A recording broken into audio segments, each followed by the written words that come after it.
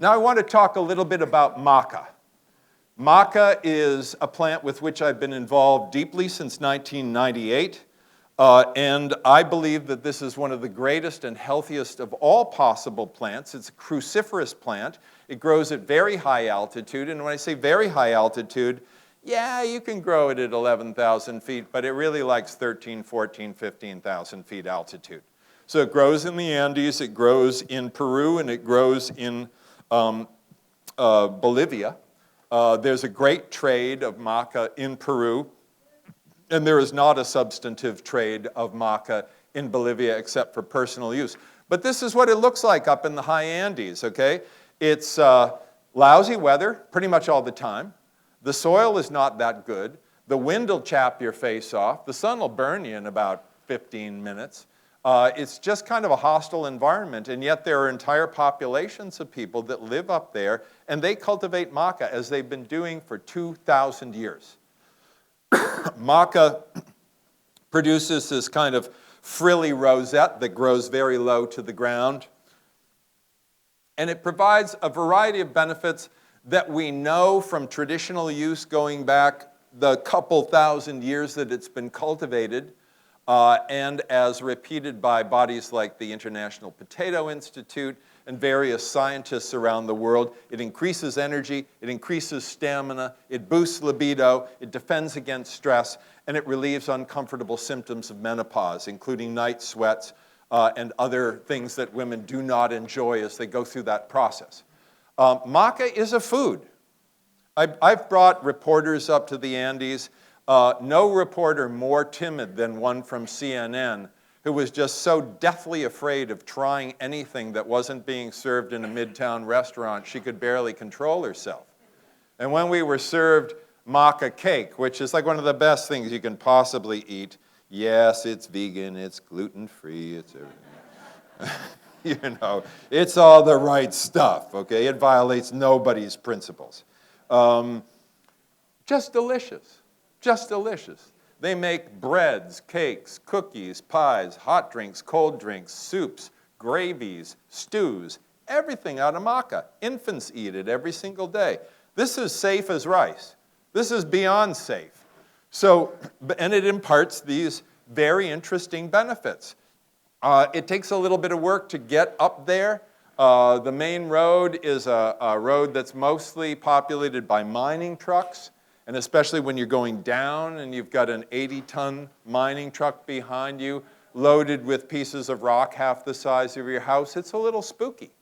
And all along the road, there are these little rock cairns where people have died going off because they just kind of like forgot to do anything about guardrails anyplace, just sort of like an extra expense that they couldn't afford. So it's a challenge to get there. This is a maca trader that I've been working with since 1998. Sergio and I have also extensively traveled throughout the Amazon. We've been on about a dozen rivers together. We've initiated endless community projects together. He and his family are my dear friends. I stay at their home when I go there. And he's been a phenomenal ally and traveling partner and explorer with me. He's helped me to make many of my projects come true. So this is fresh maca. It looks like a turnip or a parsnip. And it smells like horseradish.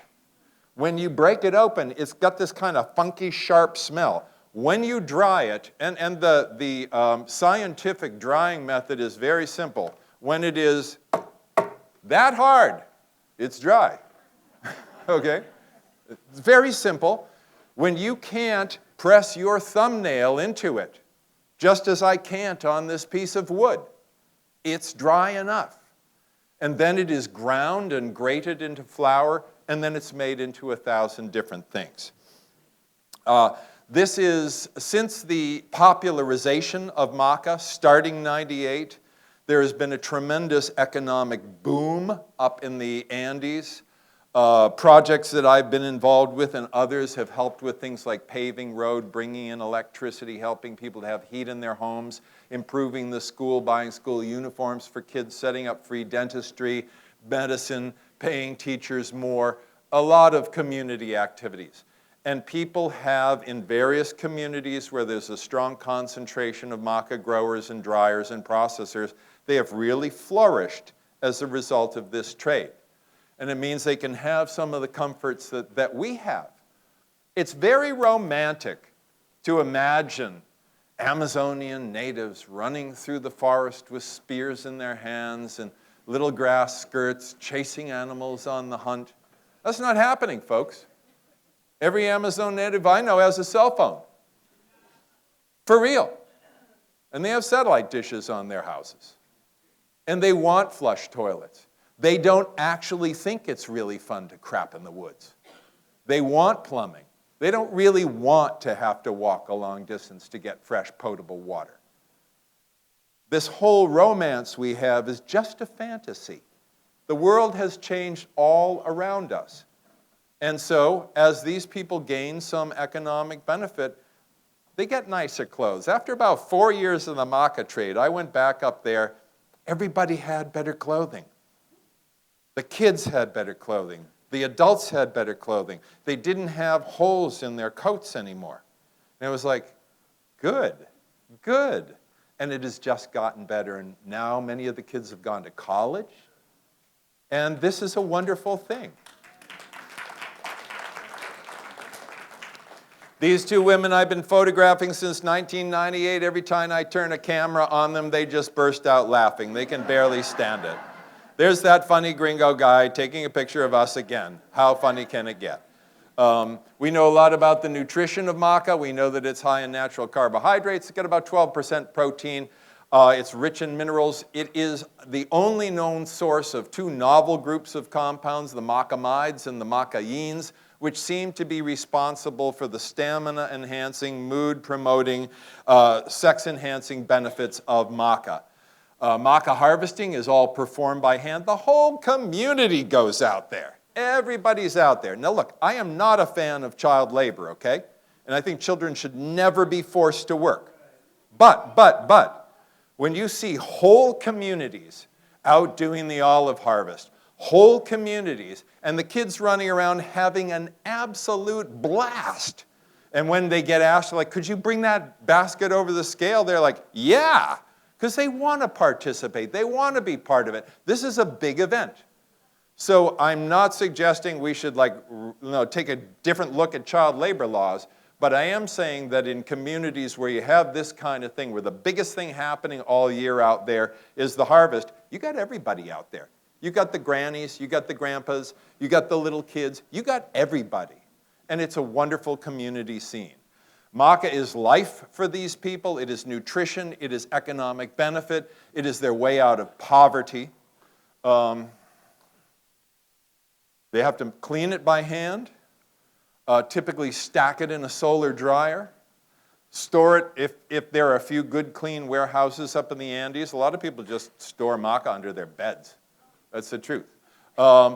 Physicians recommend maca to boost sex drive, improve energy, relieve uncomfortable symptoms of menopause. It's used for Prozac sufferers. It's used to enhance stamina and sex drive. And we also see enhanced energy and overall athletic performance when people consume maca. Mountain climbers who climb the Andes, they keep maca in their pockets and they chew on it, just as mountain climbers in the Himalayas keep rhodiola rosea root in their pockets and chew on that as they climb. We did a free dental office for many years with this project. Anybody could come, whether they were a maca grower or not. Anybody could get free dental care, and we did it for about 7 years or so before we lost our funding. So it's a great food. It's a great crop. It's something, if you went up there and you asked them to grow apples, I mean, first of all, you couldn't because it's too high altitude, but if you could, that would give them no pride. But giving them something that is, helping them with something that is part of their tradition, that they love, that is meaningful to them, that's something that they feel very proud of.